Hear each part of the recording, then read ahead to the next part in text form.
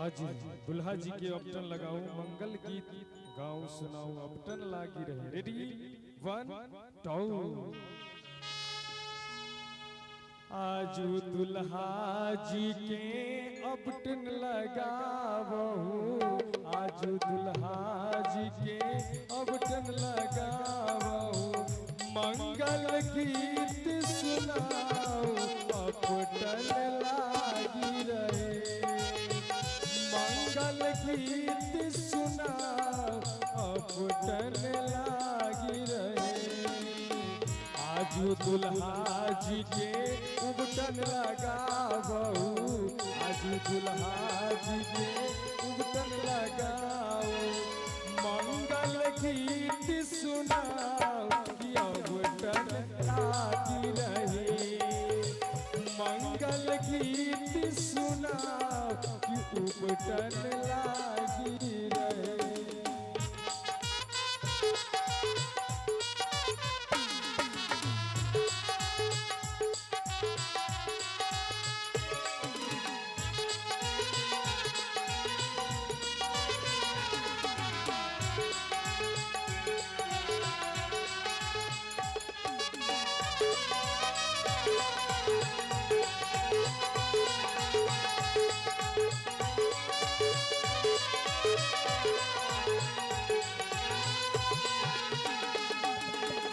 कथी कटोरी में आगर चंदन हो,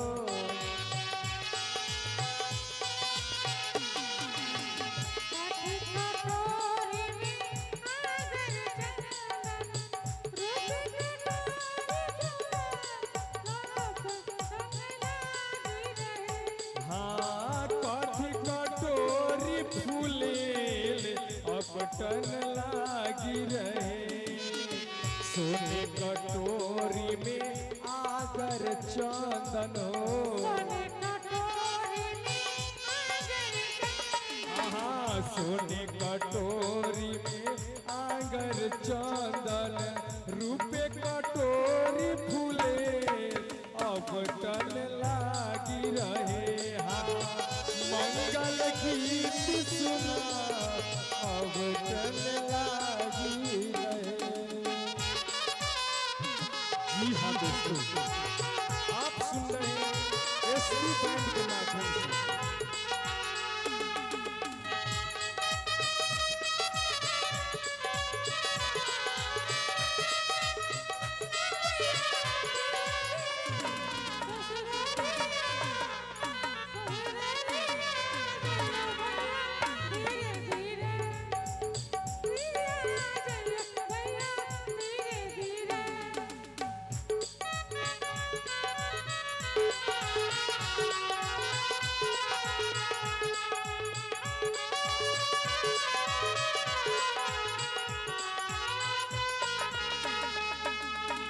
अपटन लगाहू सुहाग बल देहू है,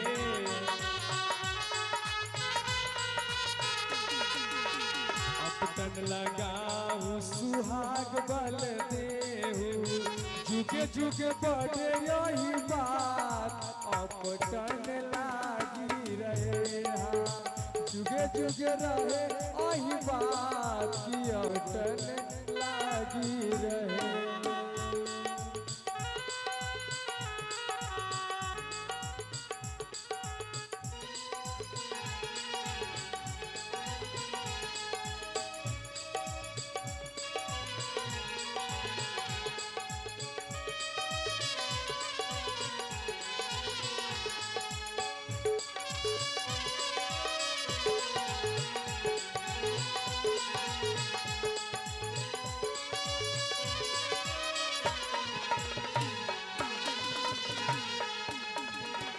झुमबै जे चलल मम्मी सोहागिना,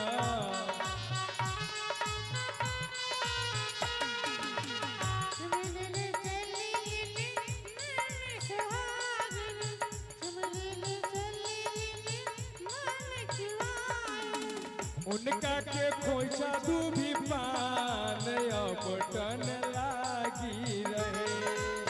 उनका के खोइछा दूभी पान अपटन लागी